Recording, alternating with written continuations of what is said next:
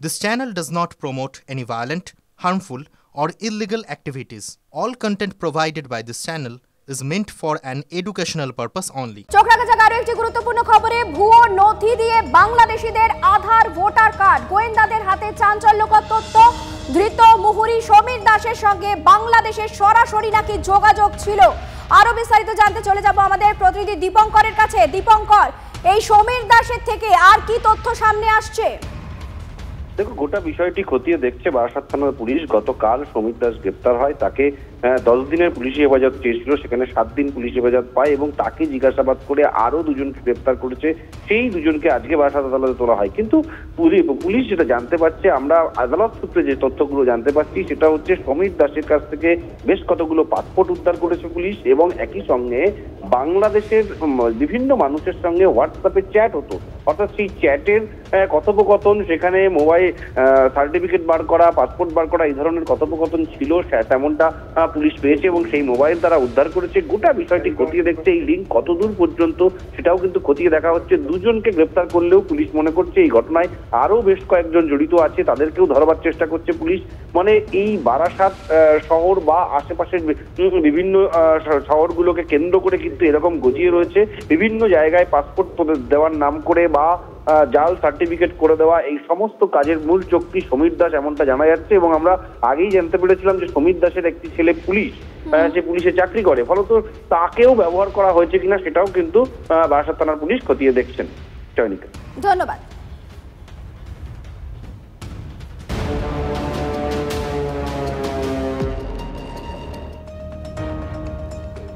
Passport জালিয়াতি কাণ্ডে তদন্তের নয়া মোড়। এবার সন্দেহের তালিকায় উত্তর ও উত্তর পূর্ব কলকাতার কয়েকটি থানা। এবার ভেরিফিকেশনের দায়িত্বে থাকা থানার পুলিশ কর্মীদেরও জিজ্ঞাসাবাদ। উত্তর ও উত্তর পূর্ব কলকাতা থানা এলাকার ঠিকানার ভুয়ো নথি ব্যবহার করে পাসপোর্ট জালিয়াতি, ধৃত মনোজ ও সমরেশদের জেরা করে মিলেছে তথ্য। 52টি ভুয়ো পাসপোর্টের ভেরিফিকেশন করেছিলেন ধৃত প্রাক্তন পুলিশ অফিসার আব্দুল হাই। বাকি 100টি পাসপোর্ট ভেরিফিকেশনের জন্য পাঠান বিভিন্ন থানায়। সেখানেই নাকি হয় কারসাজি, খবর গোয়েন্দা সূত্রে। আব্দুল হাইয়ের সাহায্যেই থানা স্তরে পুলিশ কর্মীদের সঙ্গে যোগাযোগ করেছিল জালিয়াতি চক্রের মাথারা। অনুমান তদন্তকারীদের পাসপোর্ট জালিয়াতি কাণ্ডে কত টাকার লেনদেন হয়েছে জানতে চাইছেন গোয়েন্দারা।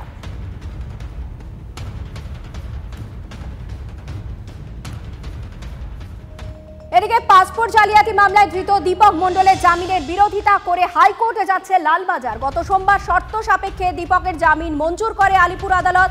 সূত্রের খবর, দীপককে জেরা করে পুলিশ জানতে পেরেছে সমরেশকে জাল পাসপোর্ট ডেলিভারি করে পাসপোর্ট পিছু 3000 টাকা করে নিত দীপক। এই সমস্ত তথ্য হাতিয়ার করেই উচ্চ আদালতে আবেদন করতে চলেছে কলকাতা পুলিশ। গত 14ই ডিসেম্বর অস্থায়ী পোস্টাল কর্মী দীপককে গ্রেফতার করে পুলিশ।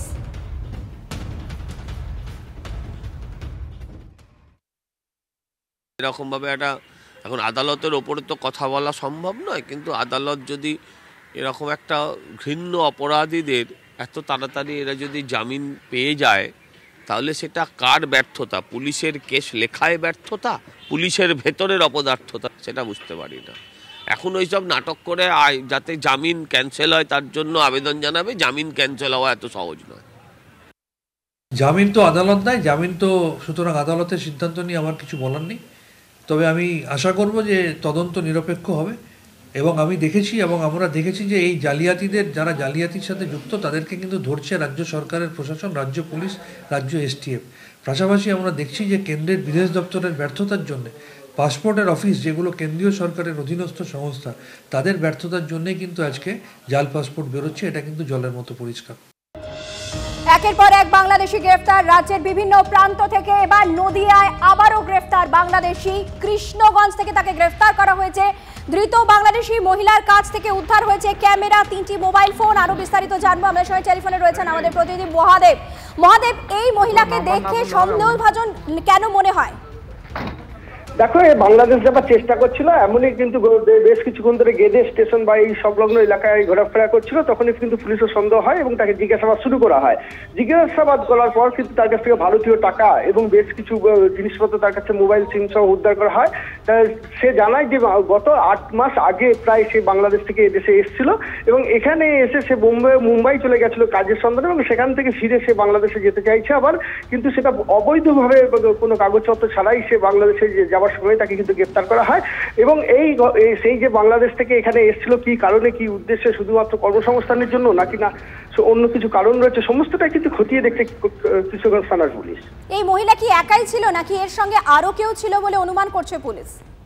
দেখো, ওই মহিলার সাথে আরো বেশ কয়েকজন ছিল যাদেরকে ধরতে পারেনি পুলিশ, তবু তাদের সন্ধানে তল্লাশি চালানো হচ্ছে। যেটা জানা যাচ্ছে যে এই মহিলা সহ আরো বেশ কয়েকজন গাড়িতে ছিল, টোটো করে তারা স্টেশন থেকে যাবার চেষ্টা করছিল, তখনই কিন্তু পুলিশ গিয়ে তাদেরকে ধরে এবং তখনই সেই সময় বেশ কয়েকজন পালিয়ে যায়। এই মহিলাকে শুধু পুলিশের পক্ষ থেকে গ্রেপ্তার করা হয় এবং জিজ্ঞাসাবাদ করার পরই কিন্তু গ্রেপ্তার করা হয়। ধন্যবাদ মহাদেব, কথা বলছিলাম আমাদের প্রতিনিধি মহাদেবের সঙ্গে। একদিকে নদিয়া, অন্যদিকে নৈহাটিতে বড়মার মন্দির থেকে বাংলাদেশি মহিলা গ্রেফতার। সীমান্তে বাংলাদেশের উস্কানের মধ্যেই আবার জালে অনুপ্রবেশকারী। 2 সন্তানের সঙ্গে বড়মার মন্দিরে গিয়েছিলেন বরিশালের বাসিন্দা। বৈধ কাগজপত্র দেখাতে না পারায় গ্রেফতার করা হয়েছে বাংলাদেশের ওই মহিলাকে। ধৃতকে ব্যারাকপুর আদালতে পেশ করল নৈহাটি থানার পুলিশ।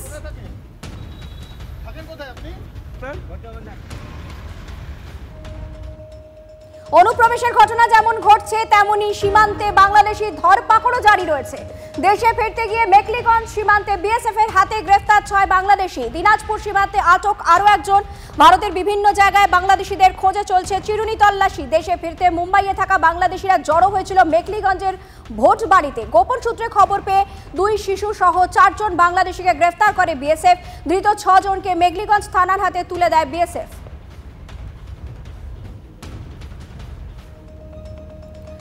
ভারতে ফের অনুপ্রবেশের সময় পাকড়াও বাংলাদেশি কিশোর। হিলির বালুপাড়া বিওপি সীমান্ত থেকে অনুপ্রবেশের সময় কিশোরকে পাকড়াও করা হয়।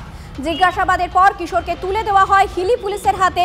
ধৃত বাংলাদেশের ঠাকুরগাঁ জেলার বালিয়াজাঙ্গি থানার থুমনিয়া গ্রামের বাসিন্দা। অনুপ্রবেশের ঘটনায় সরব বিজেপি। রাজ্যের ওপর দায় চাপিয়েছে গেরুয়া শিবির। পাল্টা সরব হয়েছে তৃণমূল।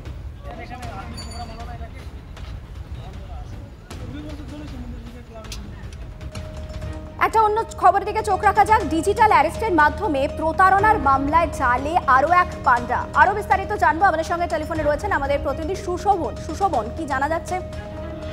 দেখো, যে ডিজিটাল অ্যারেস্টের অভিযোগগুলো জমা পড়ছিল কলকাতা সাইবার থানায় এবং তার মধ্যে যাদের গ্রেপ্তার করা হচ্ছিল, বর্তমানে যাকে গ্রেপ্তার করা হয়েছে সে মাস্টার মাইন্ড বলে মনে করছেন কলকাতা পুলিশ। তার কারণ এই যে চিরাগ কাপুর, তাকে বেঙ্গালুরু থেকে গ্রেপ্তার করা হয়েছে। মূলত এটা তদন্তকারী মনে করছেন যে গোটা দেশে 930 খানা অভিযোগ জমা পড়েছে শুধুমাত্র এই যে ব্যক্তি, এই ব্যক্তির বিরুদ্ধে এবং 180 কোটি টাকা যে তার অ্যাকাউন্টের একেবারে যে 180 কোটি টাকা তিনি ফ্রড করেছেন।